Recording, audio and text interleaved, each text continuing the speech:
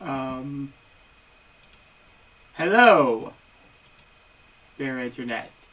It is I, the Jman 5683. Um, well,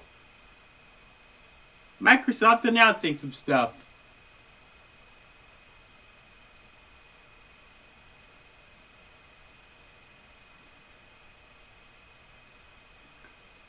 So,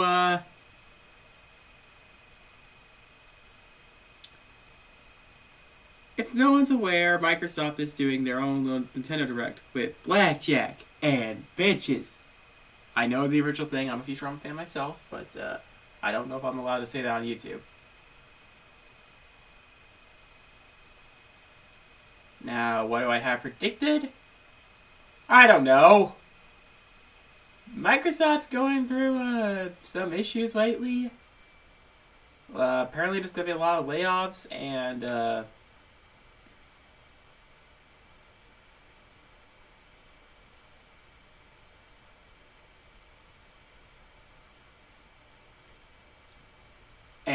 343 is under scrutiny for some reason. Can anyone explain that? Apparently, there are like rumors that people claim that they canceled the single player DLC, but they said that there was never single player DLC to begin with, which is good because if that was real, I would be so angry. Some guy even suggested that they would probably just not have single player ever. This isn't Call of Duty. People actually give a shit about the Halo lore. I know, cause I'm one of them, and Halo Reach was one of the few times that made me cry. Yeah.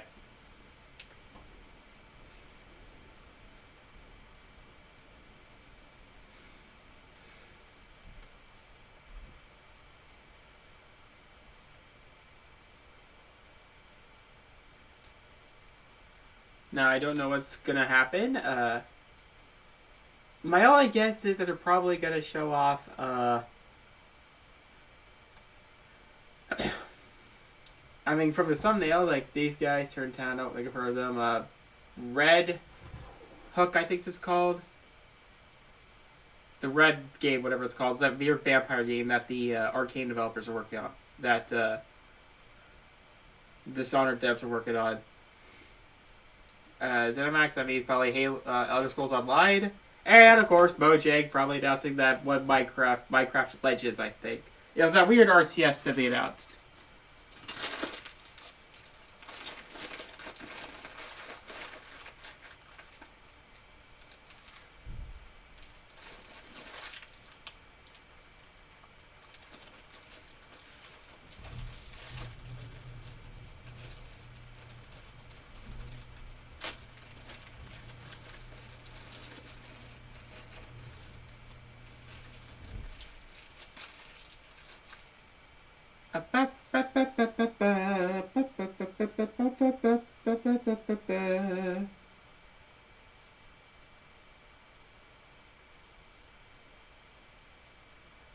Waluigi's taco style.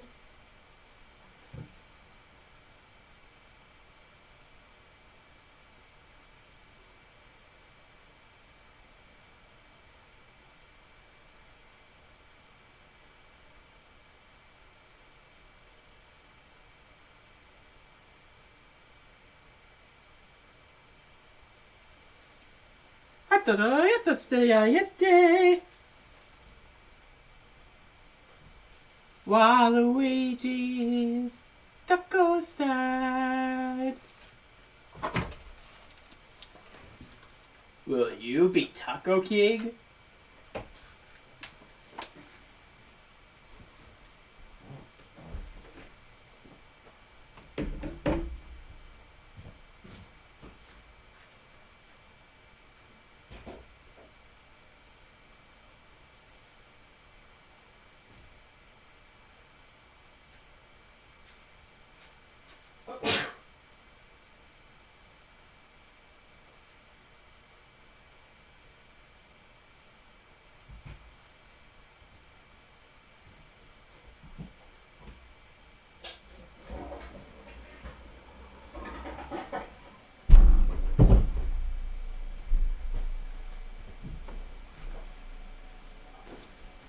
So yesterday, I went to a little, I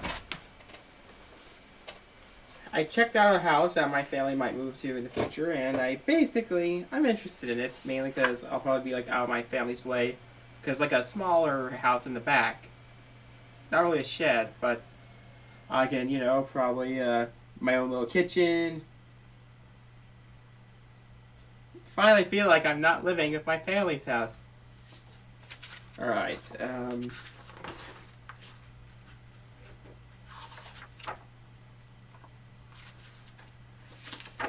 so, I don't know if I'll probably get a copyright claim from this, but there's a book, I'm not sponsored, called, A Guide to Japanese Role-Playing Games, published by Bitmap Books. I'm not sponsored by by them, by the way. I just really kind of bored.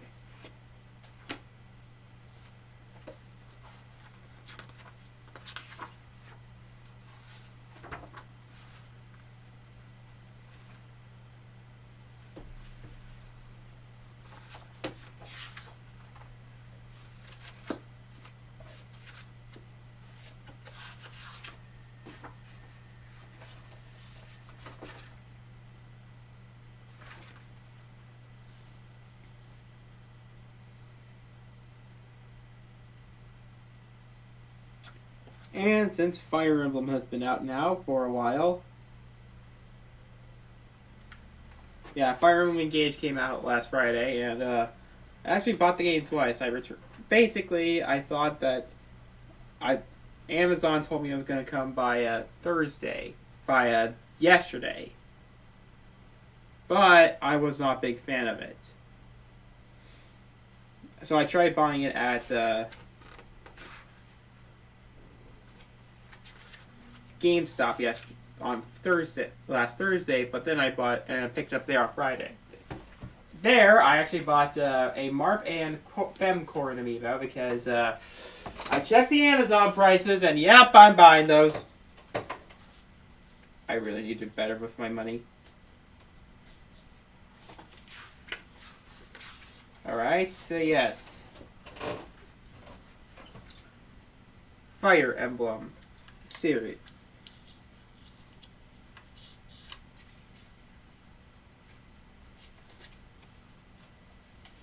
Intelligent Systems is a part of Nintendo that once developed many of its early NES titles. One of the original titles was Famicom Wars, released in 1988. In an attempt to make hardcore PC strategy sims more palatable to a wider audience. This concept was refined with given stronger story and RPG elements, resulting in a 1990 release of Fire Emblem, Anako Ryu no to Hikari no Ken, for the Famicom. The story was and characters created by Shozo Kaga, who helmed the series until his departure after the Super Famicom era. There are 16 entries to the Fire Emblem series. This book came out like when Three Houses was still new, so. And keeping track of them is a little confusing. None of them are numbered, but many of them referred by numerals by the fan base. Some of these are true sequel sequences, sharing characters and plot elements. Others are remakes of earlier titles, even though they were given new numbers. The series remained Japan only until the 7th entry of the Game Boy Advance, subtitled Rekka no Ken in Japan, but released simply as Fire Emblem elsewhere. The series has seen ebbs and flows in popularity over the years, became an international phenomenon thanks to Fire Emblem Awakening, the 13th entry, on the 3DS in 2012. As you expect the series back for decades, you see numerous changes, but many of the games can be seen in most or nearly all of the game series. They evolve medieval fantasy worlds filled with political strife that have mythical creatures like dragons and Pegasus. One defining feature is permadeath. If a character is killed in battle, there is no way to resurrect them. And they are dead for the rest of the game. Unless you reset, restarting the level, obviously. For protagonists, dying means to be the game over. The other plot-pairing characters can be killed, and the story will go on. Providing the player allowed as is, it is possible to suffer huge losses for early parts of the game and have them overwhelm lost forces.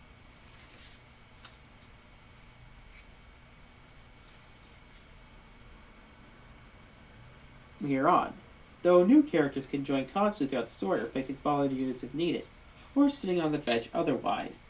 Later games of the series offer a casual mode that removes the permanent death, and fallen units simply retreat and appear unharmed in subsequent levels. There are several other types of units, including a heavily armored units that take a while up but move very slowly, cavalry, which cover very larger very quickly, healers, who can't do much damage but are essential to aid other characters, and archers, who can fire from a distance. Many games contain a rock, paper, scissors weapon triangle. Given certain types of combat, strengths and weaknesses. Sword beats axe, axe beats lance, and lance beats sword. There are other strengths and weaknesses too, depending on unit types. For example, Pegasi have enormous range, can fly over terrain like mountains, but they can be easily disposed of by an archer. Magic also has their own triangle in certain games. There's a little more levels that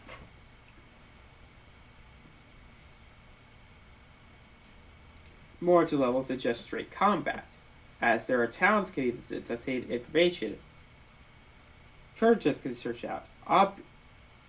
Shopping depends on the particular entry. Not all the shops have shops between levels, but if they do, you may need to stop to replenish supplies. Weapons and spellbook can break after certain uses. Units gain experience by fighting enemies, with the greatest amount of points rewarded for delivering a killing blow. The scenarios have a tendency to have at least one powerful character who can technically dispatch opponents with ease, but due to high level, they won't advance very much, and essentially rob other users of growth, so you can't otherwise utilize them. The stats increase randomly upon leveling, so characters may develop differently each time you play. There are level caps throughout the game, though there are ways to change characters to classes, usually obtaining a particular item. The initial entry game in Fire Emblem on Famicom, Anagoryu no Hikari no Ken, the Dark Dragon and the Blade of Light, star a young, blue-haired man named Marth, the exiled prince of Altea, who must fight back and take home his kingdom and defeat an evil dragon named Matus. Being the initial entry on an 8-bit platform is pretty rough, the UI in particular, because it does not highlight your unit's movement. So you feel it out by moving the cursor. Though the fight sequences aren't long, there's no way to skip them. The story has a level of complexity that RPGs at the time, but it was mostly middle game, mid-game text, and characterization sparse. The sequel, Fire Emblem Gaiden,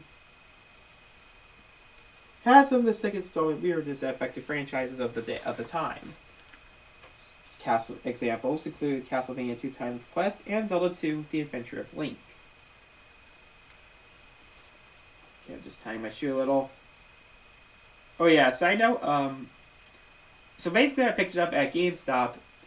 I had like a little pre-order bonus of sorts they handed me, and it was a tarot card deck that's like themed for like a fortune telling thing in the game.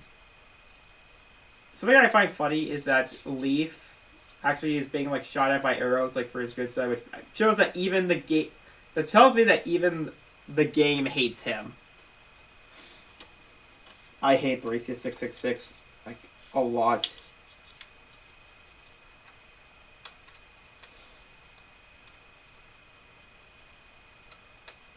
It stars two characters, a man named Alm and a woman named Celica, who fight on the continent of Valentia, and the chapters alternate between the two. Unlike its predecessor, which progresses straightforward, this entry contains more RPG elements, including an overworld map and dungeons to explore. Due to recurring enemies you fight, you can increase characters however you want.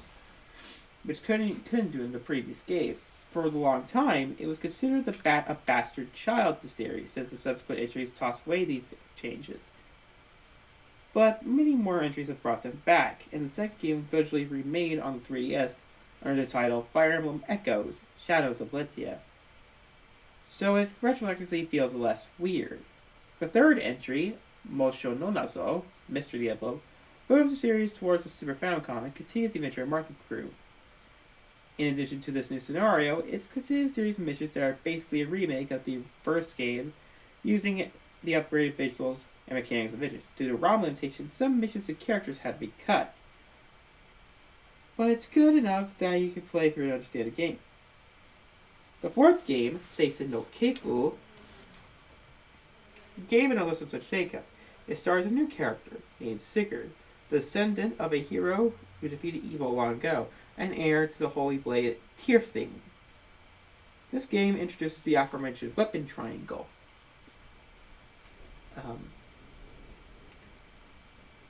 Used to change. Used in most of the later entries. Lower structures changed though. The first 30 game have 30 missions, while this can down to 10, but makes each level much longer. The battles are longer. You can save at the beginning of each turn. Previous games let units talk to the battlefield, but here you can develop relationships with male and female characters and potentially have a fall in love. Halfway through the battle, a barbecue hits your team. Okay, it says tragedy, but if you play 3 genealogy, you know how that goes.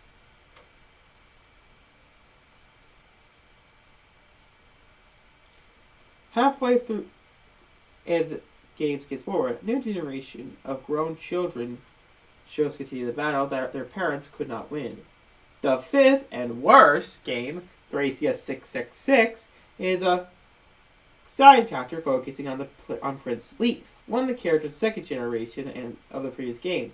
The series is shorter levels focused on, though, the older games, and the romance options are gone. The game is much, much difficult. In addition, you also need to manage characters as they come to make the fight. Yeah, and I hate this. The game was originally released on Nintendo Power cartridge download system before seeing a retail release. It was the last game developed by Shinzo Kaga before he left Nintendo.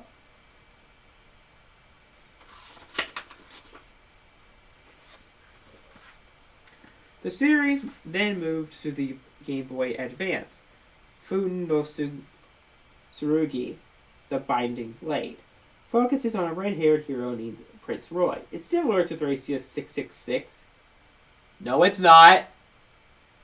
Though it removes the unpopular stamina system, and the game isn't quite as difficult. It's hard, but doesn't punish you for playing the game.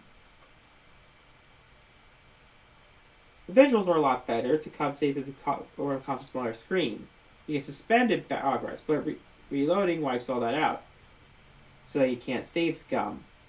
On its own, the game's entry is only middling, but it's rather important since it's indirectly sparked international interest in the series. Roy appeared with Marth in Smash Bros. Melee on the GameCube, leaving English players wondering who these red and blue swordsmen were. Inspired curiosity to know localized Fire Emblem games thereafter. Next game, Rekanoken, Blazing Sword, just as Fire Emblem found subtitles with a prequel to the previous game and an introduction for new players. The first 7 chapters put you in the role of an unseen commander. With a long tutorial of a global woman named Lynn. After prologue, the story shifts towards Eliwood, Roy's father. The game is similar to Earth, though with lower difficulty. The final Game Boy Advance game, The Sacred Stone, moves away from the story of Roy and Eliwood. Instead, focuses on twins named Erica and Ephraim. This entry borrows elements from Fire Emblem Gaiden, introducing the dual perspectives of the protagonists and the ability to travel on a world map.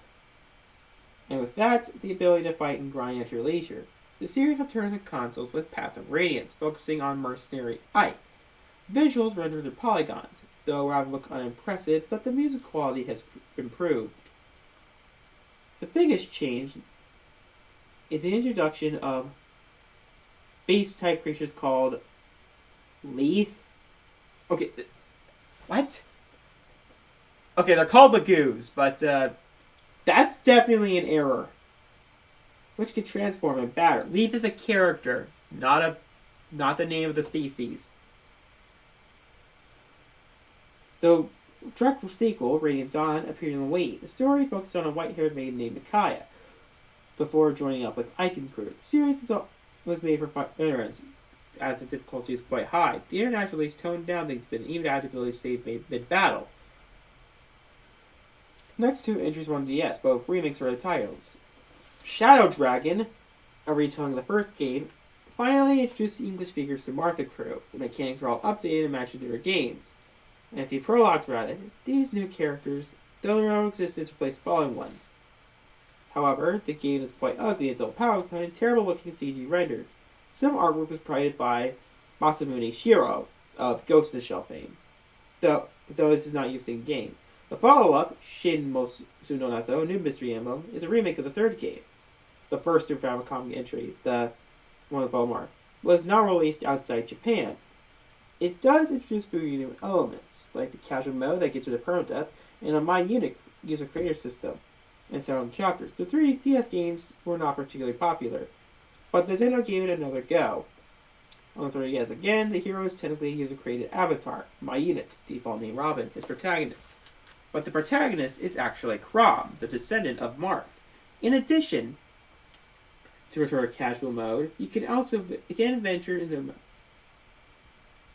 around the map, play non-story battles. The polygon visuals are a lot nicer than the GameCube entry, despite the lower resolution. Probably the biggest reason for the game's success is the return of relationship building, last seen in Seisen no Keifu. While there's no time skipping here, magical shenanigans enable the children of the married couples to time travel in the current area and join their parents. There's also a bit of DLC that references the past games. With the series revived, the team moved on a more ambitious project, focusing on young prince/princess, another player avatar, default name Korin, who must choose to fight for the king to fight for, Hoshido or Noor. There are technically 3 scenarios with 2 retail releases. Then the idea being which one you buy and purchase the other two as DLC. I bought both I bought both Awakening. I bought both them physically. This is sort of recalls the multiple scenarios of Sega's Camelot Shining Force 3, but the execution here is poor. The writers were clearly stitched thin, and while Fire Emblem games are exactly known for their plots, they're worse than usual. Particularly Hoshido are the obvious good guys, while Noor are the obvious bad guys, without many shades of gray. The game itself is an improvement over Awakening, with a castle that you can customize. The weapon triangle has expanded to include multiple weapons, and they no longer bring players. Players can also bring their chosen characters back to their private quarters for meetings. The Japanese version gave close-up of their faces, which you could touch with the stylus. Something weird and alienating. So weird and alienating, it was removed from English releases. The final 3DS game, Shadows of Valencia, is a remake of the second game, Fire Emblem Gaiden, focusing on heroes Alm and Silica. This being a throwback, it's missing the romance features of the avatar characters of the other 3DS games. While the DS remakes added more modern Fire Emblem mechanics, this one really doesn't, as it doesn't use the weapon triangle. It keeps the more unique traits, like archers being able to attack close range, as well as dungeon crawling. Due to the reliance on random variables, there's also a turn wheel that, within limits, can be used to revert time. The plot is greatly expanded, and the supporting cast is greatly fleshed out, with much more voice acting. While the mission design feels dated, anyone who was put off by Modern Fire Emblem will probably like this one. The series then moved to the Switch in 3 houses, taking notes from Persona and Trials of Cold Steel, This takes place in a school setting, here, a war academy. Rather than being a student, you're a teacher.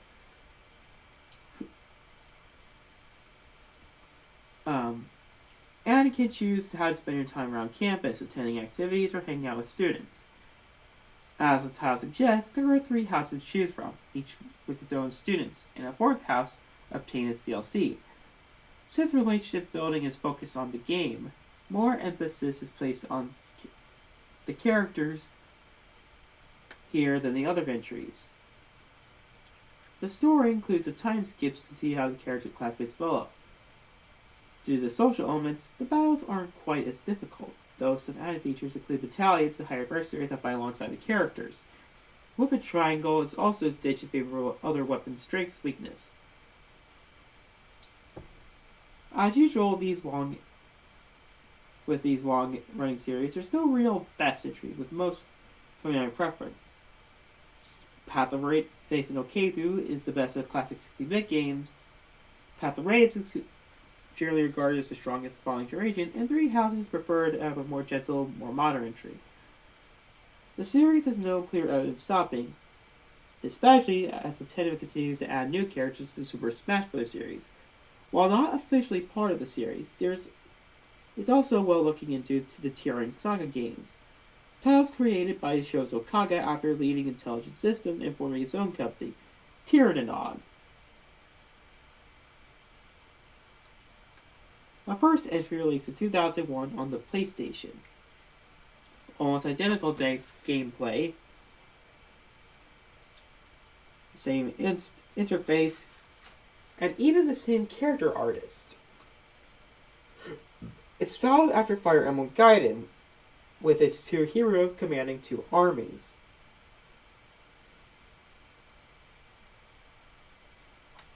And a map screen to follow. It was originally called Emblem Saga. The original name was also Emblem Saga. That was such a huge ripoff that they were actually sued by Nintendo, and while publisher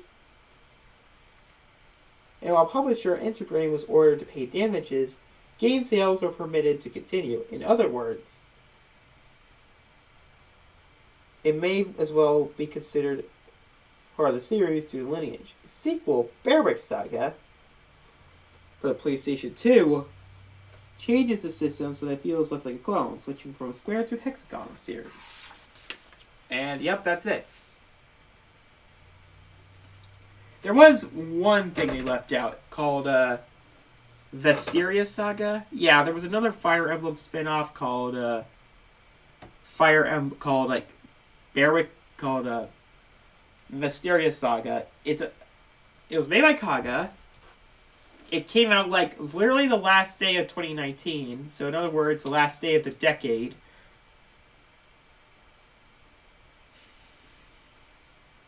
Published by Dangan Entertainment, somewhat controversial publisher. And I heard a lot of people talk about it.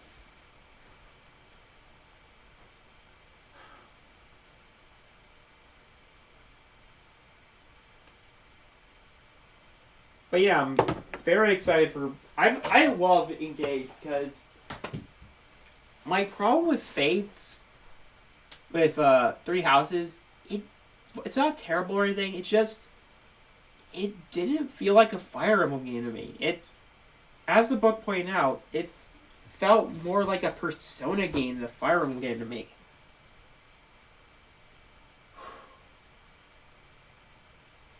So when I saw the trailer, yeah, there's the weird character design. Yeah, if you aren't aware, the artist for the Engage is actually an artist for a lot of VTubers. Mainly Hakel Bales, the Australian mouse chick. I don't really follow Hololive lore, so I only know like the main EN character girls. Ines, Watson, Callie, Kiara, Gura, Iris, who's not actually part of any group. She's like her own person, I think.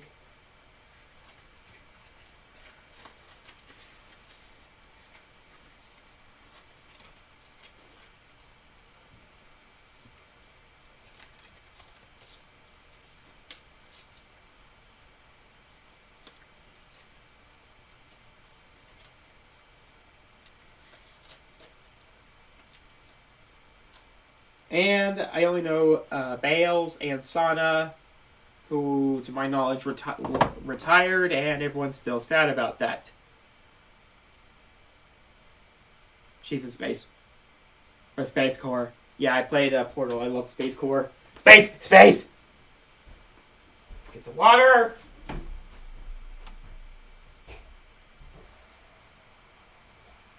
Honey. Jack.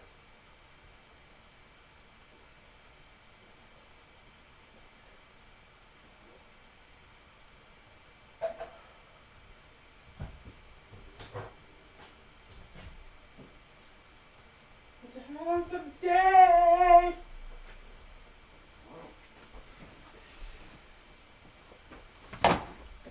Right? Yeah.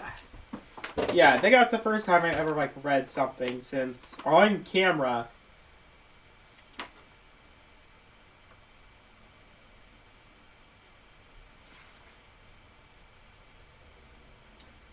Since Bill Clinton.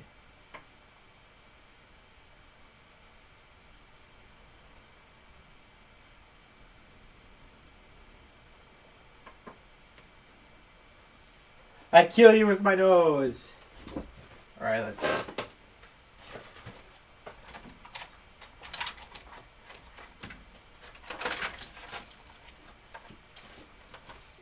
Where is the sexy footage?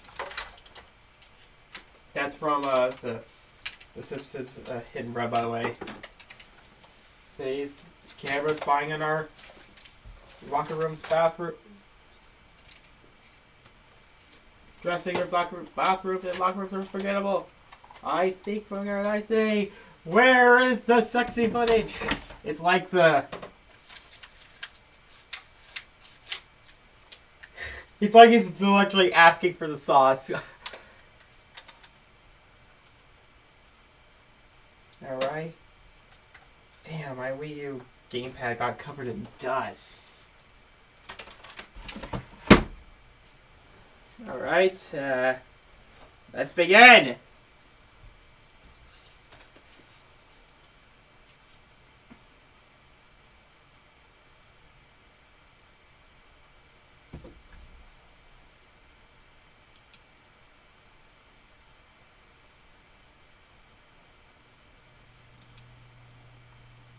Space! Space! Space! Space! I'm in space. Oh, I go space. I go space. I go space.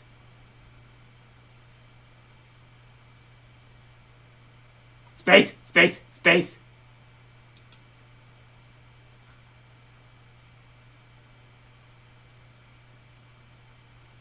I'm in space.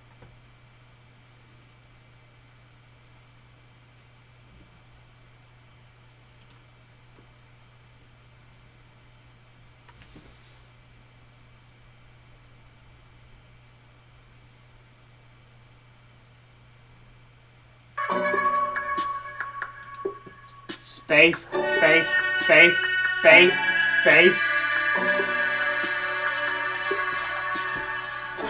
Oh yeah,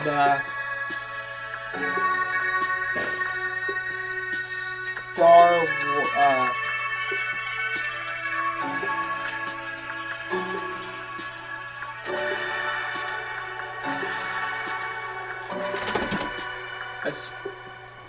oh, you're right, Starfield, if no one's gonna mod Space Core in the game, I'm gonna be furious. Because they put Space Core in Skyrim. Yes, Valve actually did that, so that means he's canon.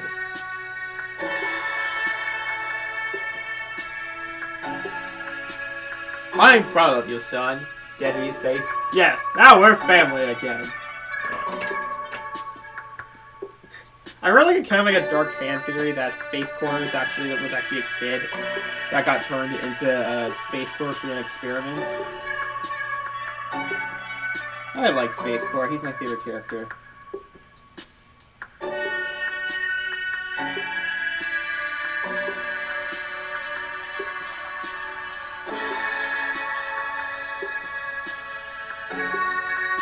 I want to go with space.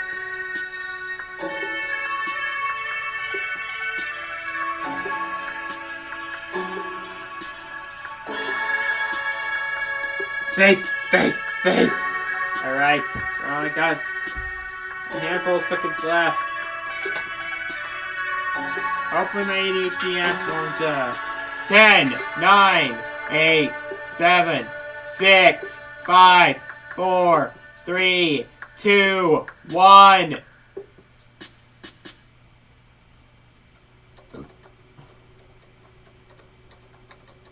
Starting soon. Space! Oh god, you're really faking us out with that. Alright, it's not Mojang. ZeniMax Online, Mojang, the orange one.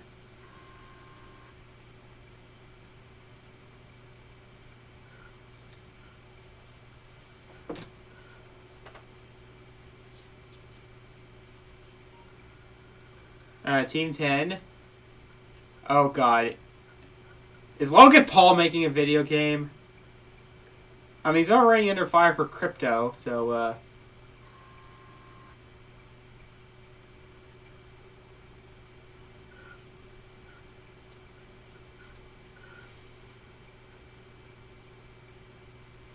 Oh, turn 10. Thank God.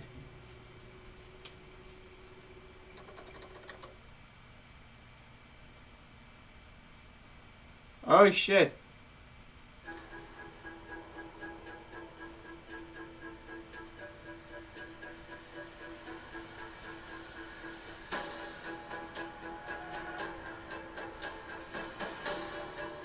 Oh, yep, it's the guys behind, Mojang. Space. ZeniMax.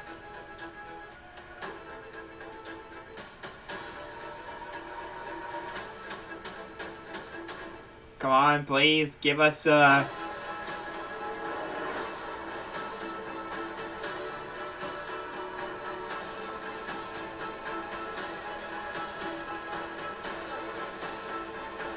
I want my Brutal Legends 2. I want my Brutal Legend 2, please. Brutal Legend 2.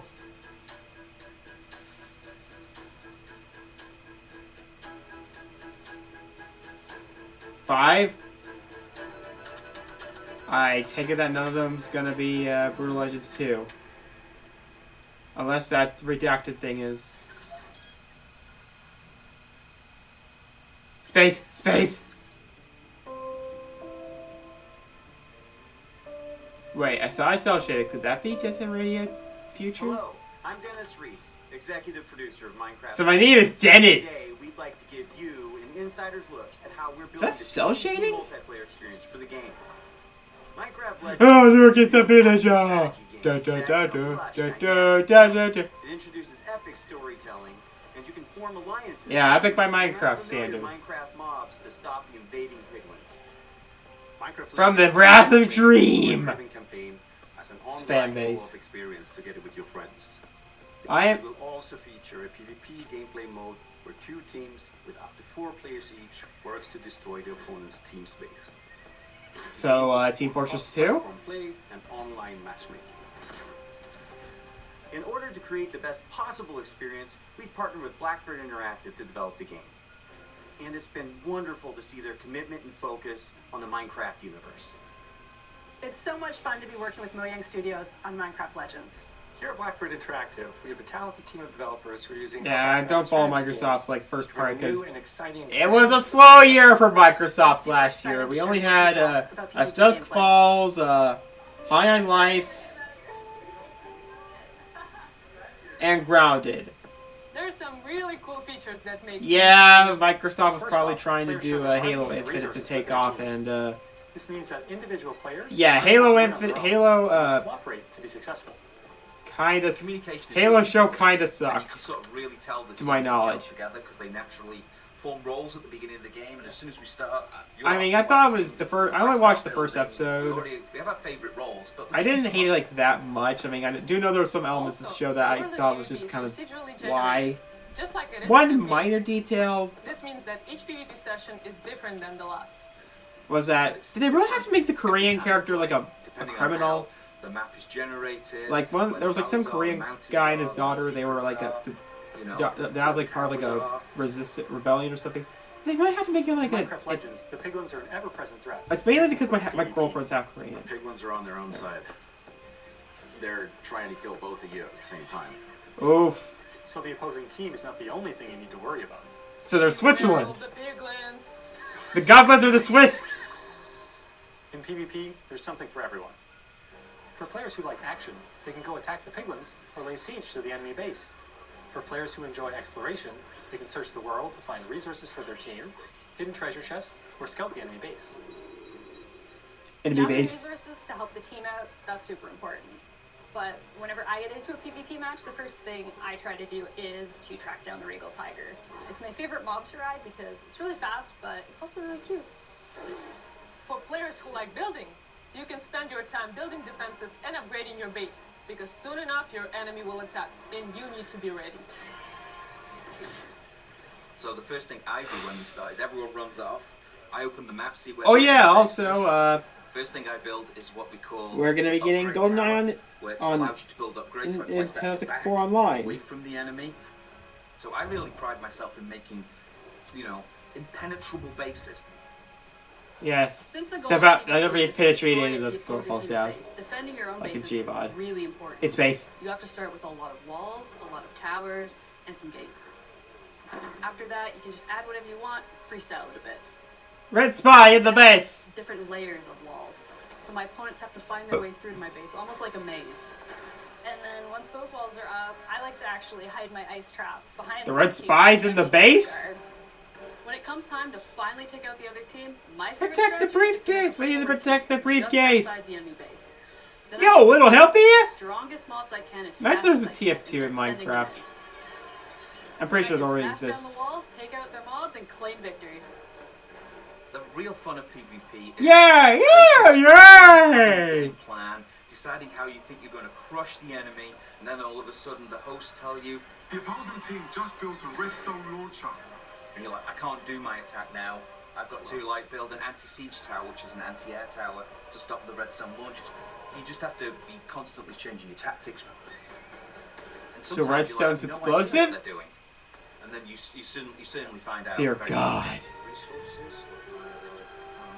A while back, we had somebody on our dev team use a strategy where they built a bunch of what are called plank golems, which are Plank? archers. So they're very weak, but they do a high amount of damage. And he had 40 of them, and he just ran through our base, ran around our tower, and took out. So our it's an entire actual tower an with actual such a strategy simple game.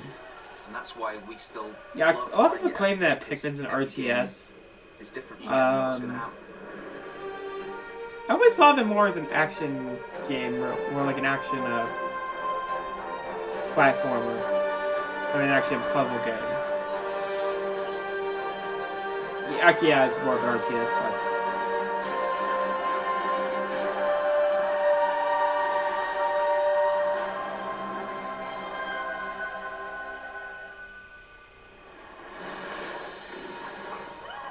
Alright. Yeet! Woo! I think Grim Grimoire Once More comes out that time. And I think it comes out on Switch, if I'm correct. Mojangsta. Alright, Forza.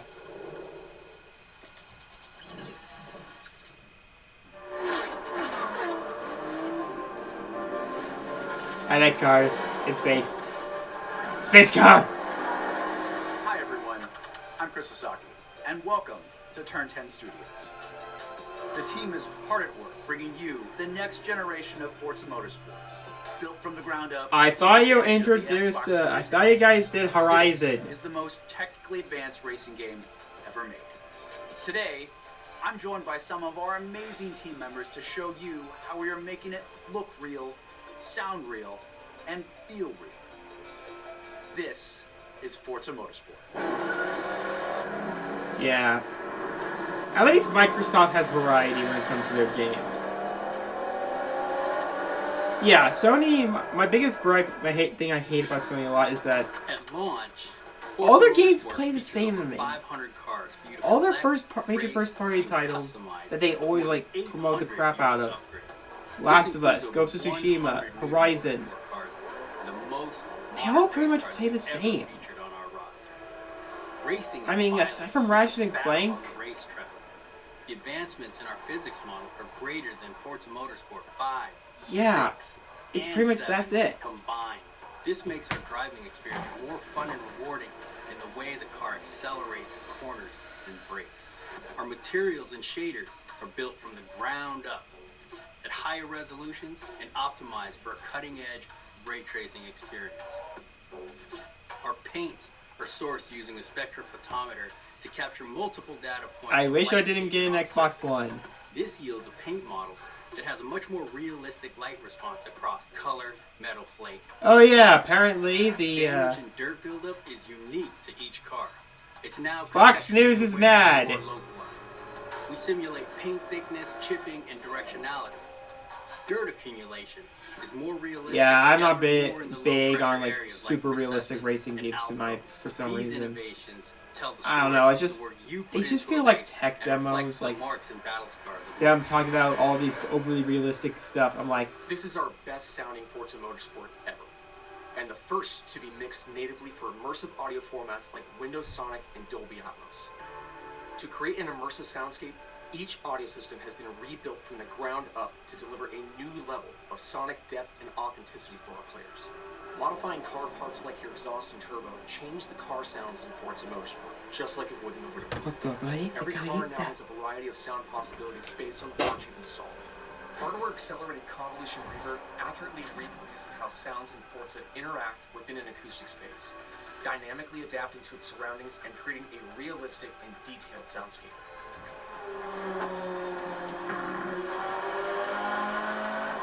New features like our regional track announcer system and improved tire and suspension audio bring a new level of realism to the game. Hear Forza Motorsport like never before. Every tire squeal, every engine, lap after lap.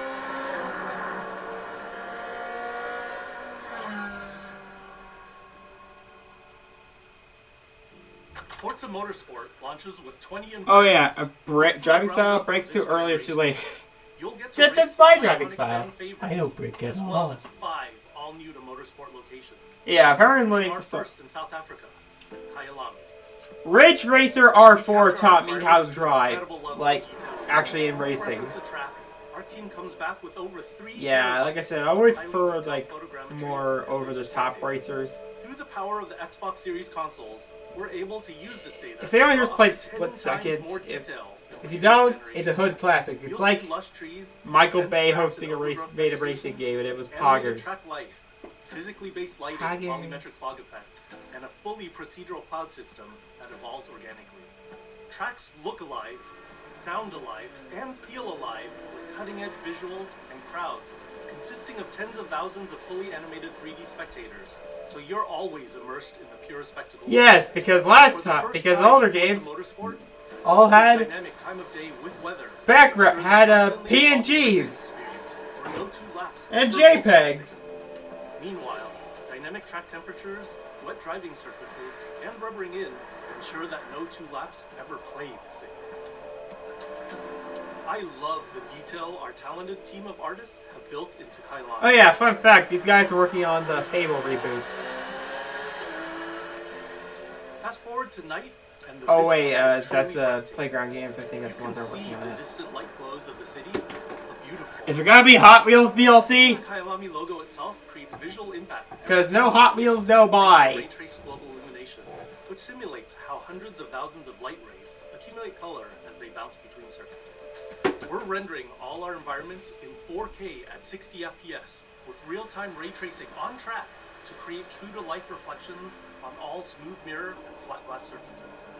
What about a The toaster? incredible detail and rendering features of our track environments Or your hat? is truly a generational leap ahead with unmatched visual fidelity and authenticity.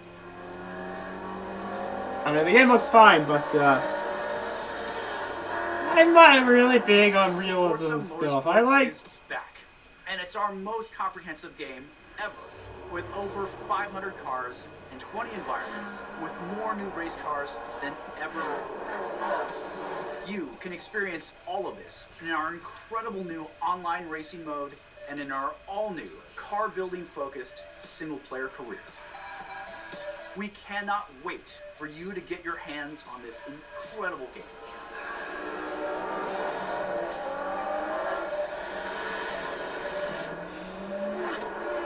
I mean, thanks, I guess.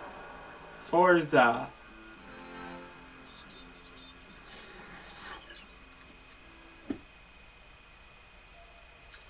Oh, good. Thanks for reminding me that I'm never going to play this.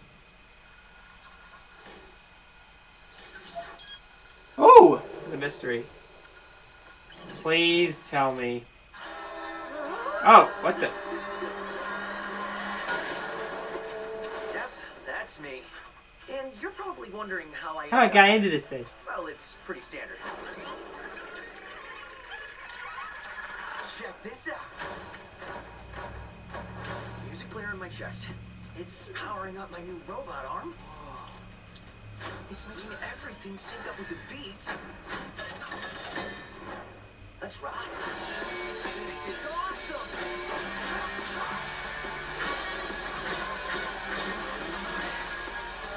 That's the defect. What in the hell am I looking at? The name's Chai, not defect. Is this the guy? Oh my god, this game actually looks badass. Take down this company. One boss at a time. Just so you know, they're insane.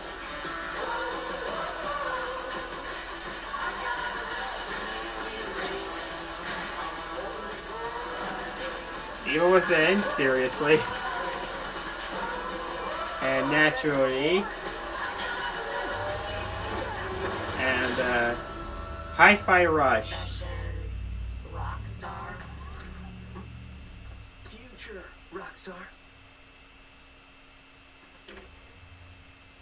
I'm Shinji Mikami. Yay! He created Resident Evil, by the way. Thank you for all your support over the years.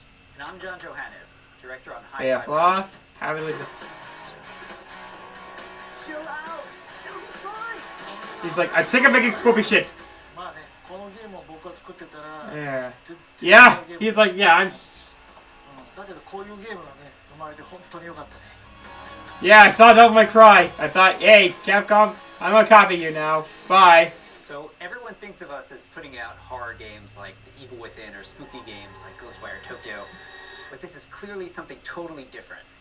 And if this game hasn't already leaked, fingers crossed, we hope it's a pleasant surprise. Yeah, I don't think actually, to my knowledge, there weren't really any leaks. まあ僕はね、本当に新しいものができて。 It's very World Ends With You inspired, and that alone makes me have something. Okay. So we've been waiting for this for a long time. So let's jump in and explain exactly what Hi-Fi Rush is.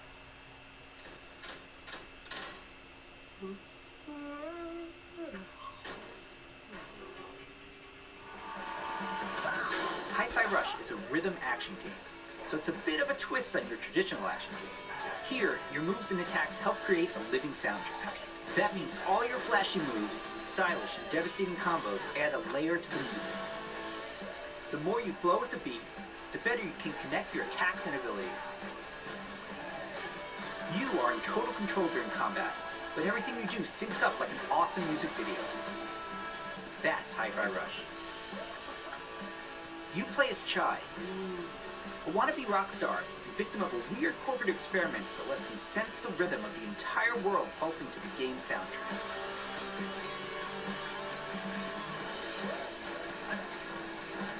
As you can see, the beat moves the world around you and is the key to combat. You looking for me? Your attacks will automatically sync to land on the beat, making Hi-Fi Rush a super easy game to start playing. However, attacking on the beat leads to combos that end with a musical countdown we call a beat hit. Think of big cymbal crash at the end of a drum solo, like this. Landing beat hits unleash a combo finish that adds unique musical flair and high damage attacks. Now the crowd goes wild. Try, try, try.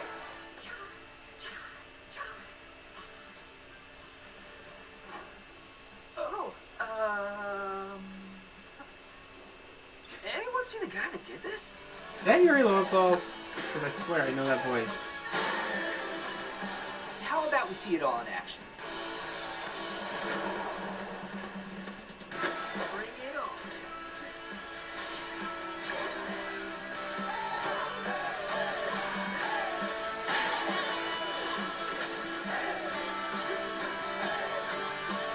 You're never restrained by the music. You can jump, dodge, parry, and attack whenever you want, using whatever attacks you want. It's not about mashing buttons. The key here is feeling the beat.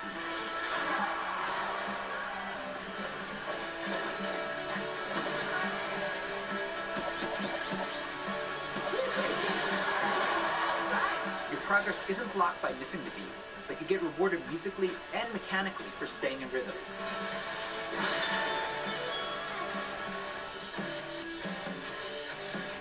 When we say everything moves to the beat, we mean it.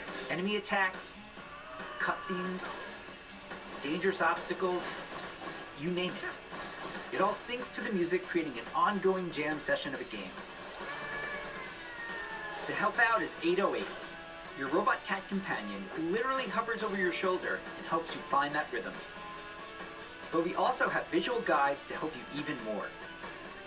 That's gonna be helpful. We want you to be able to enjoy Hi-Fi Rush, whether you're Rhythm Pro or not. Yeah. I feel like... So, you know how the Mother Direct like had like games like Mother Likes and Other Likes? Chai also gets by with a little help from his friends. We should have a series like Twebby Likes. Get up, slacker. We've got work to do. Chai will team up with unlikely allies to expand his repertoire of moves both in and out of combat. There's Peppermint breaking barriers and juggling enemies, along with Macaron smashing enemy armor and knocking back enemies. Tag teaming with Chai's partners and attacks opens up huge possibilities for a dynamic. It would be combos awesome over if the they top actually action. got Takahiro Ishimoto to compose this, because there's like some fantasy game he's working on. That's not bad. Oh shit. The extra help is handy, because when you're not fighting, you're going to be running around and wreaking havoc all over Vandelay's corporate headquarters, where everything is trying to take you down. You and your partners have a singular goal in mind: taking down the bosses of Vandelay Technologies. Besides wanting to erase Chai for being a defect, it seems they've got something a little bit more sinister on their corporate agenda. Like You'll all fight evil each corporations department to do. take them all on. Each level with their own musical That also spin kind of on the reminds me a bit rock of and then Sunset we have the Overdrive, if anyone remembers that. Fun fact, that was actually one of the first games ever brought on Steam. Let's get ready to crumble. Boss battles are climactic set pieces, varying from straight-up fights and musical minigames to chase sequences. Custom choreographed... 9 Inch Nails? What? from amazing artists. Whoa, 9 Inch Nails is doing the soundtrack? Does the soundtrack? What? Hi-Fi Rush is like nothing we've made at Tango before. Okay, I never listened to any of their music, but one of their members worked on Quake. Feel-good rhythm action experience that's amazingly satisfying to play. I mean, granted, it is ZeniMax, so aka the people that made. So, I think I'm not as impressed anymore. I mean, the fact that they're doing this. Already very interested in this. I think he will say, Hi-Fi Rush is too scary. If so, I'm doomed. I understand we have surprises. Praise. You can't pet the cat, right? Yes! You can pet the cat! もう一つのサプライズはありますよ。これはジョンのゲームだからジョンからどうぞ。 Oh, wait, what? So, not only are we super psyched for you to play this, we're happy to tell you that you can play Hi-Fi Rush tonight. Not a demo, the full game. What? It launches on Xbox and PC a few hours after the show, and yes, it'll be on Game Pass as well. Thank you! Enjoy playing the Yeah, it was good. Super psyched.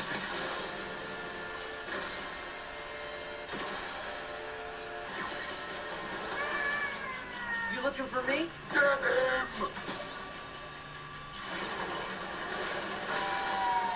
Mind if I join?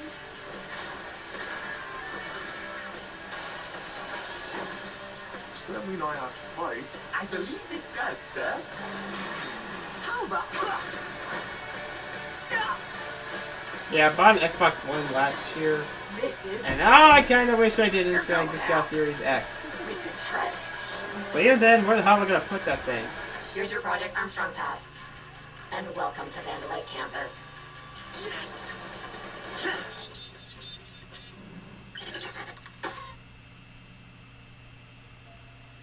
Ah, dang it.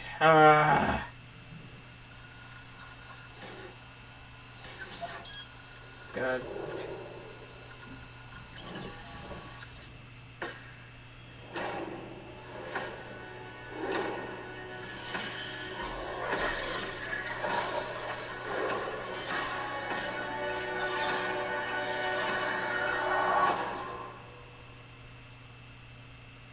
Welcome to Hunt Valley, Maryland, and the headquarters of ZeniMax Online Studios. You just saw a cinematic teaser for the Elder Scrolls Online's next chapter. I'm pleased to reveal ESO Necrom, which will launch in June and is shaping up to be one of the best updates to the game ever. If you watched the teaser closely, you saw that Necrom will include one of the most requested features in ESO, a new playable class called the Arcanist. It's only our third new class since launch, and we know you're going to love it. The Arcanist wields magic influenced by forbidden knowledge and has unique abilities never before seen in this world. Of course, the experience of exploring a new area of Tamriel is the heart of every ESO chapter. Necrom will unfold in Eastern Morrowind, not seen in an Elder Scrolls game since 1994, where you will meet new characters and enemies, reunite with some old friends, and explore a story based around the return of a well-known Daedric prince you just might remember from the Dragonborn Skyrim DLC. Oh, if I'm For those of you new to ESO, we release a new expansion called a chapter every year. Chapters are essentially standalone games in ESO that let you adventure in a new region of Tamriel. I don't play a lot of like but you don't MMOs. have to wait for the Necrom chapter I don't know, to jump you just- in. We've got These so kind of games many are very, amazing very experiences time you can consuming. enjoy right now. If you love games like Skyrim and Oblivion, you'll feel right at home amongst the thousands of stories unfolding across every region in ESO. And as anyone who's played a classic Elder Scrolls game knows, it's all about those feelings when you're fully immersed in the world. Remember that feeling when you first encountered a dragon? We've got an entire province that's overrun by dragons. Or questioned if you were capable of taking down a frost troll in Skyrim? Try it for yourself in ESO. What about the moment you visited a city in Morrowind that was built inside the shell of a giant crab? A giant For the enemy Oblivion crab? fans out there, how about another Can we- chance at taking on the colossal Daedric prince, Mehrunes Dagon? Is Just that something like I'm supposed to any know? single-player Elder Scrolls game, you can have a blast simply by following the main quest line. I mean, that's what I do a lot in Seek out more Skyrim. and So, I learn mean, I'm more not about too the world. distracted trying to make my Become a house. craftsman. Or Go fishing. dressing like a Telesheavy Morbin trying to talk Decorate about and Lord and furnish Savior your home. Skyrim. Customize your character. Play it like an action RPG. And when you're ready, you can easily engage in one of the best open-world PvP systems. Run dungeons co-op with your friends for great loot. Or just join a guild to chat with others. The possibilities in this virtual world are endless. New players will immediately feel right at home because our community is one of the most, if Damn, not that's a- the there's a most, convention? welcoming on the planet. We Dark Heart invite of Skyrim? everyone who has not yet experienced I ESO to try and create your own stories. Yeah, of our I shared take my world. house There's no customizing required Skyrim very subscription seriously. and thousands Like, of hours of content to dig into. Solo, that's like the best part of Skyrim to me, or with making your friends. house. Explore nearly every corner of Tamriel with no level restrictions. It's magical being able to travel almost anywhere you please from the moment you enter the world. ESO is available on PC and Mac, in addition to previous and current-gen consoles, including a purpose-built next-gen version for the Xbox Series X and S with high-fidelity graphics and enhanced performance modes. An added bonus for Xbox players, it's on Game Pass. And starting today, for a limited time, we're making all past chapters available to explore for any player, so everyone can test drive all of our adventures, including our take on Skyrim, Morrowind, Oblivion, and much, much more. At ZOS, we have so many passionate and talented developers who continue to add to Elder Scrolls lore by producing handcrafted, epic adventures. And what about And Elder we're Scrolls immensely 6? proud to be a part of it. Is it gonna Believe take place me, in we have Hammerfeld? tons more to share, and I can't wait for the team to show it to you. Is that city or Join a us after this province? show for the 2023 ESO Global Reveal, where we'll go deep into all things Necron. Thanks. See you in Tamriel. Now mod. So that's one place they could tell something mod. Like turn all the Draugrs into Teletubbies for Skyrim. Alright, or the last one. Something evil is swallowing up this place bit by bit. Brick by brick, no matter how big, no matter how thin. Then, it's too late. But there are people who can fight back. The Zambas? Or are these vampires or zombies? Vampire zombies? Welcome to Redfall, Massachusetts, where the calm seas Hey, and Vampire sunny Hunter skies Blade. have been eclipsed Bitch! by a Have you heard of the Belmonts? Redfall is a story-driven shooter at its heart, which can be played single-player or co-op with up to So, 4 players. Bioshock? Choose your hero, each with their own unique abilities, and form the perfect vampire-slaying squad to take back Redfall's haunted streets. At Arcane, we make games where the world itself is as Nandor the important as Relentless. I never heard of that. With Redfall, we take an exciting step forward, building a lovingly detailed open world to deliver our largest setting ever.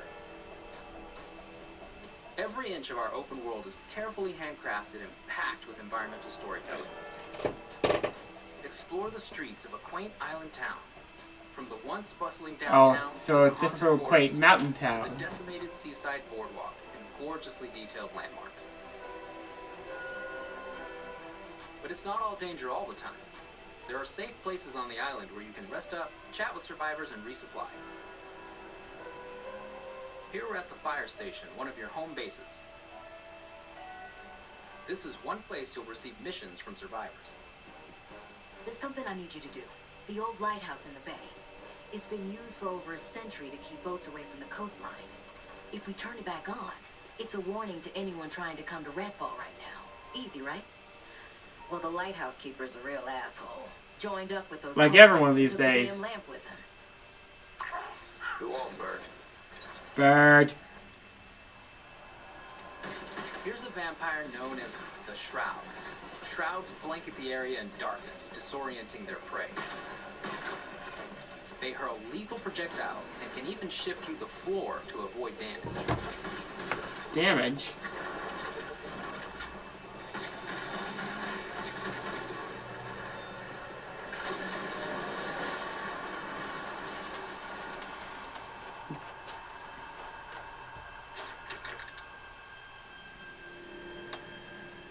Mm-hmm.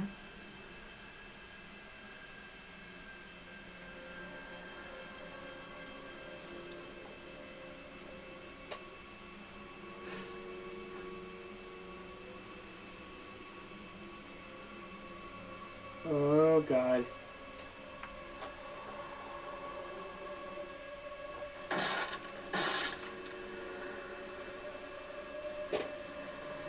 And now I'm terrified.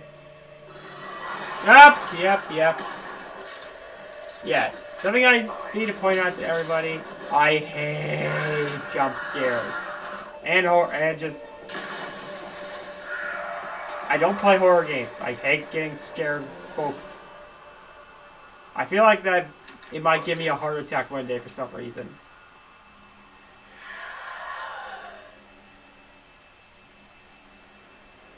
Like, the only horror game I got very far in, even though it wasn't really like a horror game, it was just a action thriller, was Parasite Eve. Yeah, that's what my friend calls these, like horror games that focus more on action, less on horror. But there's more waiting for you. Taking down vampires angers the vampire gods, who will summon the Rook to take you down. The Rook? Or... Oh wait, it's Dracula. What is a man? This one is the pile of secrets. Let's transition to what you'll find outside of the main story missions. There's so much waiting for you. Redfall is filled with encounters that can pop up anywhere, like this brewery that's fallen under cultist control. Save the locals from being offered to the vampires. Like our past games, you can approach a mission in many different ways. Okay, if this game is mod support, someone add a Teletubby. Always be ready to improvise. Remy uses her combat robot Bribon to help distract and eliminate the cultists. Yeah, make them turns all the cultists and Teletubbies. Like, don't even make them like the Mafia. Just make them ordinary Teletubbies.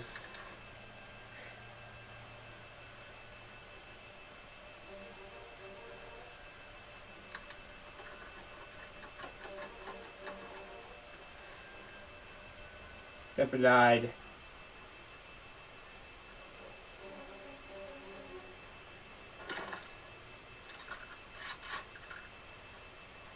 Step right there.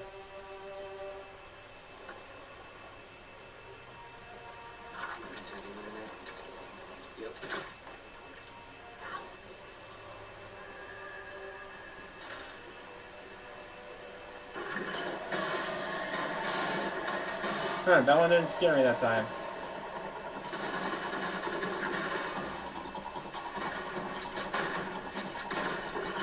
Pow! You are dead! Everyone's safe. Let's move on. Even your mom. Exploring Redfall will take you beyond the bounds of reality as you investigate otherworldly psychic spaces to unravel the vampire's secrets. Take this vampire nest. These deadly layers change each time you step inside. Jacob sends out his raven to tag the enemies below. Deb follows up with his teleporter, instantly closing. Teleport, come right up! Building a teleport. Spy, sap, vampire, slapped by teleporter. Teleport down! I'm a simple engineer. That's my engineer impersonation, by the way. To destroy a nest, you have to take out its heart, and all of the vampires willing to die to protect it. Horrible way to die. Shopping zombies! It's from the literal trailers.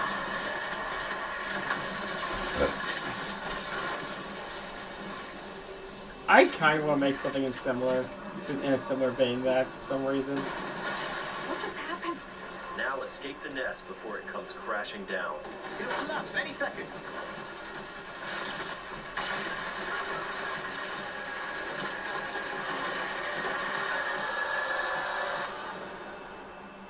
Nests aren't the only psychic spaces. You'll find dangerous pockets all over the island. It's all vampire terrain. That Voodoo or Bayou or something? Gotcha.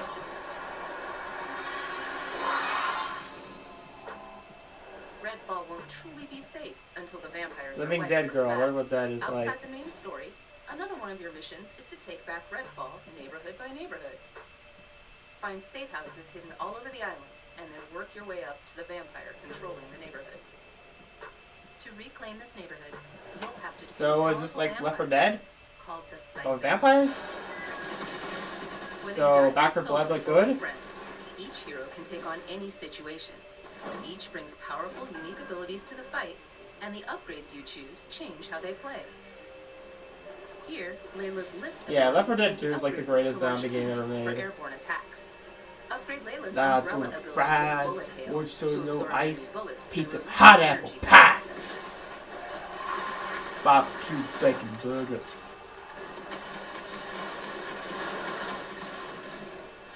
Large order of fries. There are many ways to customize your hero's ability tree to match your Okay, something playstyle. kind of hilarious I'm doing Among Us is that Let's get some light on the subject. I just write Let's weird run you shit first. just to kind of There's a confuse wide people. range Like of I joke about weapons eating to your kids gear or to something. new vampire slaying inventions, from shotguns to Children. sniper rifles. My child or something. Well. And of course, there's also vampire stakes. Find these in the world to customize your weapons. Vampire ships that damn. You are dead. When you reclaim significant sections of Redfall, the last step is to face the underboss who controls, or used to control, Engineer that Gaming. neighborhood. Underbosses are powerful elites of the vampire gods, with their own unique abilities, like this one's shield. Teleporter, come right up.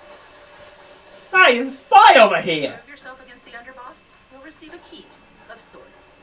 Hey, there's a freaking skull that spy gets you over one step here. Closer to facing the ultimate threat, the vampire gods.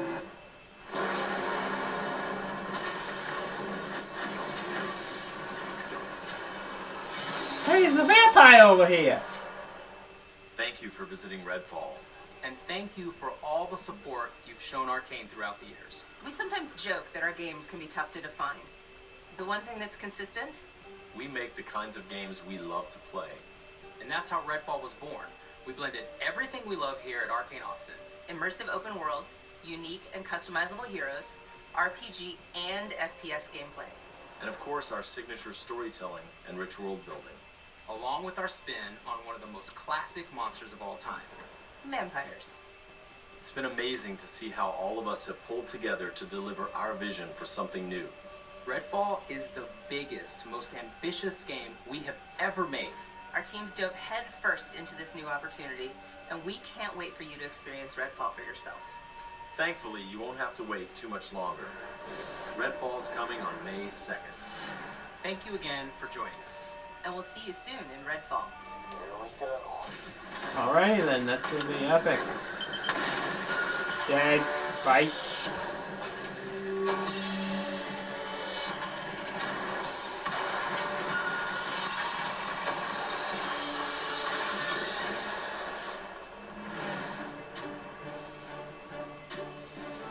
Okay. Oh, Christ. Wait, you're on Epic? Why are you on Epic?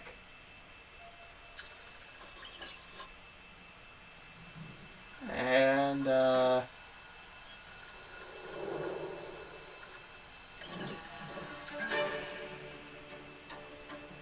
it was okay-ish. I mean, probably a 6 or 7 out of 10. There we go. 3, 2, 1. I mean, the game's here, so but, much fun to be working with Mojang Studios on Minecraft Legends. nothing big. This is our best sounding Forza Motorsport ever. Yeah, that was alright. My feelings on this thing.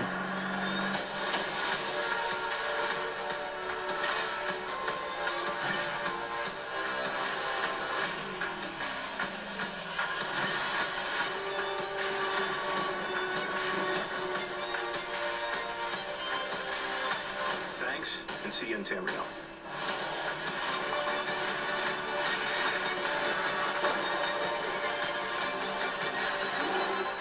Alright, let's do this. Okay, that's actually pretty fun. I kind of like that.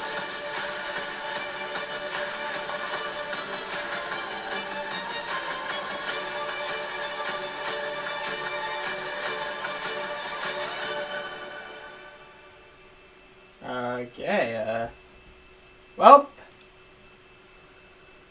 it's been interesting. This has been Jman. This has been the Jman 5